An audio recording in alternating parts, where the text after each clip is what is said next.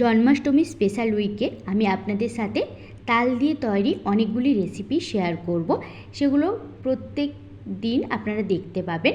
এছাড়াও থাকছে কিভাবে সহজেই বাড়িতে তালগুলোকে পরিষ্কার করে নিতে পারবেন এবং তার থেকে তালের মাড়িটা বের করে নিতে পারবেন, তার অনেক টিপস অ্যান্ড ট্রিক্স। নমস্কার বন্ধুরা, আমি ঝিনুকের রান্নাঘরে আপনাদের সবাইকে স্বাগত। আমি আজ আপনাদের সাথে শেয়ার করব কিভাবে তাল থেকে আপনারা তালের যে মাড়িটা থাকে সেটা বের করে নিতে পারবেন, আর একটা সুন্দর তাল দিয়ে তৈরি একটি রেসিপি আপনাদের সাথে শেয়ার করব। তো চলুন বন্ধুরা, দেরি না করে আমার আজকের এই রেসিপিগুলো শুরু করা যাক। এই তালটাকে সবার প্রথমে আমি নিয়েছি একটি পাকা দেখে তাল। হাত দিয়ে ভালো করে ওপর দিকে টান মারলেই কিন্তু তালের যে ওপরের অংশটা থাকে বা খোলাটা থাকে সেটা খুব ভালো করেই উঠে আসে। এটা ছাড়িয়ে নিতে কোনো রকমই কষ্ট হয় না। এখন তালটাকে পরিষ্কার করার জন্য দেখুন এইভাবে হালকা হাতে টান দিলেই কিন্তু যে কালো শক্ত অংশটা থাকে সেটাও তাল থেকে সহজেই ছেড়ে যায়। এইভাবে আমি তালটাকে ছাড়িয়ে নিয়েছি। এবারে এই তালটাকে আমি দুটো ভাগে ভাগ করে নেব। অনেকগুলো তালে দুটো আটি থাকে, আবার অনেকগুলোতে তিনটে আটি থাকে। আমি যে তালটা নিয়েছি এটাতে তিনটে আটি আছে। এবারে এই আটিটা থেকে মাড় বের করে নেওয়ার জন্য আমি একটি পাত্রের মধ্যে অল্প কিছুটা পরিমাণে জল নিয়েছি। জলের মধ্যে এইভাবে দিয়ে যদি আপনারা হাত দিয়ে মাড়টা বের করে নেন সেক্ষেত্রে কিন্তু খুব ভালোভাবেই বেরিয়ে যায়। এরকম না করে আপনারা বাড়িতে যদি কোনো চুবড়ি টাইপের থাকে সেটা দিয়েও কিন্তু ঘষে ঘষে মাড়টা বের করে নিতে পারেন। এখন একটা ফুটো করা জামের মধ্যে দিয়ে এইভাবে হাত দিয়ে ঘষে ঘষে আমি সম্পূর্ণ মাড়টাকে বের করে নেব। আশা করি আপনাদেরকে আমি বোঝাতে পারলাম। দেখুন আমি খুব ভালো করে এখানে তালের মাড়টা বের করিয়ে নিয়েছি। আর এটা বের করতে খুব একটা বেশি সময় লাগে না, অল্প কিছুক্ষণের মধ্যেই কিন্তু মাড়টা বের করে নেওয়া যায়। আশা করি আপনারা দেখে বুঝতেই পারলেন। এখন এই তাল দিয়ে একটা সুন্দর মিষ্টি আপনাদের সাথে শেয়ার করব। নর্মাল জন্মাষ্টমীর দিন হোক বা যে কোনো দিনে আপনারা কিন্তু খুব কম সময়ের মধ্যে এই মিষ্টিটা বানিয়ে পরিবেশন করতে পারবেন। এছাড়া গোপালের ভোগ হিসেবেও কিন্তু আপনারা এই মিষ্টিটা বানিয়ে দিতে পারেন। সেক্ষেত্রে আপনাদের বানিয়ে নেওয়ার সুবিধার্থে আজকে এই রসরাজ মিষ্টির রেসিপিটা শেয়ার করব। খুব কম সময়ে আর কম উপকরণের মাধ্যমে এই মিষ্টিটা বাড়িতেই তৈরি করে নেওয়া যায়। খেতে অত্যন্ত সুস্বাদু হয়। তো চলুন বন্ধুরা, দেরি না করে এই রেসিপিটা শুরু করা যাক। এই মিষ্টিটা বানানোর জন্য আমি একটি কড়াইয়ের মধ্যে দিয়ে দিচ্ছি 1 কাপ পরিমাণে জল। আর যে তালের মাড়টা বের করে রেখেছিলাম সেই মাড়টা থেকে এখানে আমি 2 কাপ পরিমাণে মাড় ব্যবহার করলাম। গ্যাসের ফ্লেমটা হাইতে দিয়ে প্রথমে এই মাড়টাকে ভালো করে ফুটিয়ে নেব। যখন দেখবেন এরকম টকবক করে ফুটে উঠেছে, আমি ওই একই বাটি মেপে নিয়ে নিয়েছি 1 বাটি পরিমাণে সুজি। আমি এক হাত দিয়ে সুজিটাকে ঢালবো আর অপর হাত দিয়ে আমি কিন্তু ভালো করে মিশিয়ে নেব। এইভাবে করলে কিন্তু আপনাদের কোনো রকম দলা ভাব থাকবে না।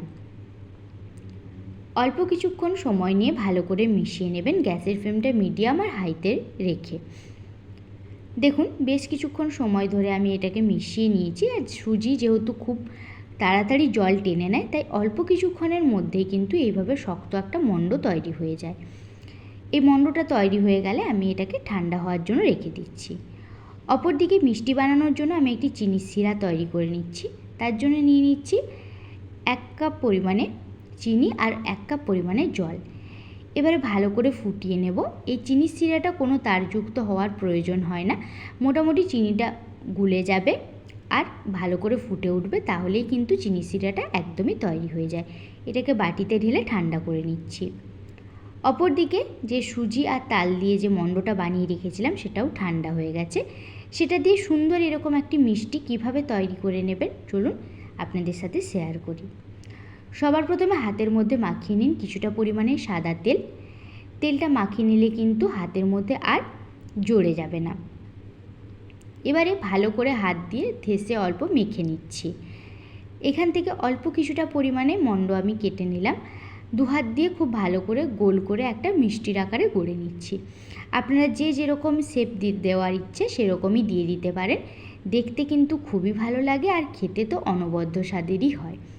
এবারে একটা টুথপিকের সাহায্যে আমি আমার পছন্দ মতন একটা শেপ দিয়ে নিচ্ছি। আপনারা চাইলে যে কোনো শেপেও ভাজতে পারেন বা গোল করে চ্যাপ্টা করেও কিন্তু ভেজে নিতে পারেন। দেখুন একটা মিষ্টি তৈরি হয়ে গেল। একইভাবে আমি এখানে সবকটা মিষ্টি তৈরি করে নিয়েছি। আর আমি যে পরিমাণে সুজি এখানে ব্যবহার করেছিলাম, সুজি আর তালের মণ্ড, তাতে কিন্তু এতগুলো মিষ্টি তৈরি হয়েছে। আপনারা আপনাদের প্রয়োজন অনুযায়ী আর সুবিধা অনুযায়ী কিন্তু পরিমাপটা বাড়িয়ে কমিয়ে নিতে পারেন। এবারে চলুন নেক্সট প্রসেসে যাওয়ার জন্য আমি ওভেনের মধ্যে কড়াই বসিয়ে দিয়ে দিচ্ছি বেশ কিছুটা পরিমাণে সাদা তেল। তেলটা হালকা উষ্ণ করবেন, খুব বেশি গরম করা যাবে না। উষ্ণ হয়ে গেলে এর মধ্যে একে একে আমি বেশ কয়েকটা এই তালের যে শেপ দিয়ে বানিয়ে রেখেছিলাম সেগুলো দিয়ে অল্প কিছুক্ষণ পরে উল্টে পাল্টে একটু কালার ধরা পর্যন্ত ভেজে নেব। যখন দেখবেন এরকম সুন্দর একটা কালার চলে এসছে, এই তালের যে মিষ্টিগুলো সেগুলো একদমই ভাজা হয়ে গেছে। উঠিয়ে নিয়ে আমি যে চিনির শিরাটা বানিয়ে রেখেছিলাম সেই চিনির শিরাটার মধ্যে দিয়ে দিচ্ছি। আবারও একইভাবেই আমি বাকি যে কটা মিষ্টি বানিয়ে রেখেছিলাম সেগুলোও ভেজে নেব। মোটামুটি 1 থেকে 2 মিনিট চিনির শিরার মধ্যে ডুবিয়ে রাখবেন, বেশিক্ষণ ডুবিয়ে রাখার দরকার নেই। আপনাদেরকে দেখাচ্ছি এই মিষ্টিটা কতটা পরিমাণে সফট হয়েছে। আশা করি আপনারা দেখতেই পাচ্ছেন যে কতটা পরিমাণে একদম নরম তুলতুলে হয়েছে। মিষ্টিটা দেখতে যতটা সুন্দর হয়েছে, খেতে কিন্তু তার থেকেও ভালো হয়। একবার অবশ্যই বাড়িতে এইভাবে মিষ্টিটা ট্রাই করুন। বানাতে খুব একটা ঝামেলার নয় আর টাইম তো খুবই কম লাগে। তাই চটজলদি যদি কোনো মিষ্টি রেসিপি খেতে ইচ্ছে করে, এই তাল দিয়ে এই মিষ্টিটা কিন্তু অবশ্যই একবার বাড়িতে ট্রাই করুন। আর ট্রাই করার পর আমাকে জানাবেন যে এই মিষ্টিটা খেতে ঠিক কতটা সুন্দর হয়েছে। আমার আজকের এই রেসিপিটা আপনাদের কেমন লাগলো কমেন্টে লিখে অবশ্যই জানাবেন। আর যদি এই রেসিপি আপনাদের ভালো লেগে থাকে, আমার চ্যানেলটাকে সাবস্ক্রাইব করার অনুরোধ রইল। আর পাশে থাকা বেল আইকনটিতে ক্লিক করবেন, যাতে আমি যখন কোনো নতুন ভিডিও দেব নোটিফিকেশান সবার আগে আপনাদের ফোনেই যায়। সবাই ভালো থাকবেন, সুস্থ থাকবেন। সবাইকে জন্মাষ্টমীর অগ্রিম শুভেচ্ছা জানিয়ে আমার আজকের এই রেসিপিটা শেষ করলাম। ফিরে আসছি অন্য কোনো রেসিপি নিয়ে। ততক্ষণের জন্য সবাইকে অনেক অনেক ধন্যবাদ।